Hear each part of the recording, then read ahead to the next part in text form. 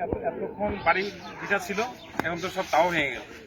এখন স্যার এই মানুষগুলি বাড়ি ভেঙে অন্য জায়গায় যাচ্ছে বা ইয়ে করছে, তা আপনি যেহেতু ডিসি মহোদয়ের সাথে সবসময় সার্বক্ষণিক যোগাযোগ থাকে, তো এই এলাকার জন্য বিশেষভাবে আপনার মাধ্যমে, বিজিবির মাধ্যমে কিছু ত্রাণ বা কিছু সহযোগিতা এটা যেন ব্যবস্থা করতে পারে, এই জন্য স্যার অবশ্যই আমি ইতিমধ্যে নির্দেশনা দিয়েছি, আমাদের ডিউটি কমান্ডার শহীদ সাহেবকে নির্দেশনা দিয়েছি গতবারের মতো যে ক্ষতিগ্রস্ত জনগোষ্ঠী আছে তাদের তালিকা করে আমরা একটা ব্যবস্থা গ্রহণ করব।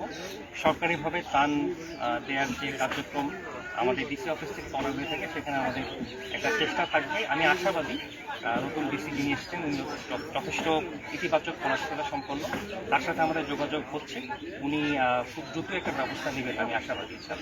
তার একটা তালিকা প্রয়োজন হবে। জি স্যার, অলরেডি শহীদ সাহেব আরেকটি আমাদের শেষ অনুরোধ যে স্যার আমাদের যে কাজগুলি মানে বাকি কাজ এটা যেন কোনো ক্রমে বন্ধ না হয়, কাজটা যেন অব্যাহত থাকে।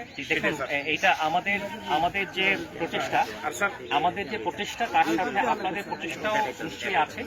আপনাদের যারা স্থানীয় পর্যায়ে যারা প্রতিনিধি রয়েছেন তারাও কর্তৃপক্ষকে জানাচ্ছেন, এটা আমরা জেনেছি। আমাদের চেষ্টা ত্রুটি নাই, ইনশাল্লাহ সামনেও কন্টিনিউ থাকবে।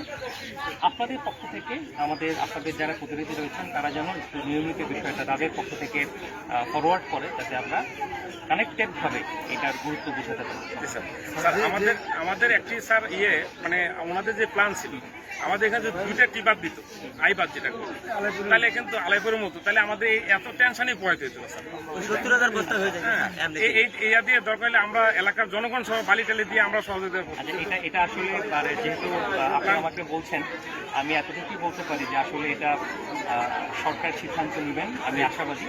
বা যেহেতু সিদ্ধান্ত নেওয়ার এখনো সুযোগ আছে, এখনো সুযোগটা চলে যায়নি, তো আশা করি এই সিদ্ধান্ত যেখানে আমরা আছি আতাপাড়ার লোকজন এখন যারা বসবাস করি, এখন স্যার যে বস্তাগুলি আছে, যে জিও ব্যাগগুলি আছে স্যার, এইগুলি যদি এখনো যদি কার্যক্রম করা যায়, এটা বলা হয়েছে, সেটা বলা হয়েছে।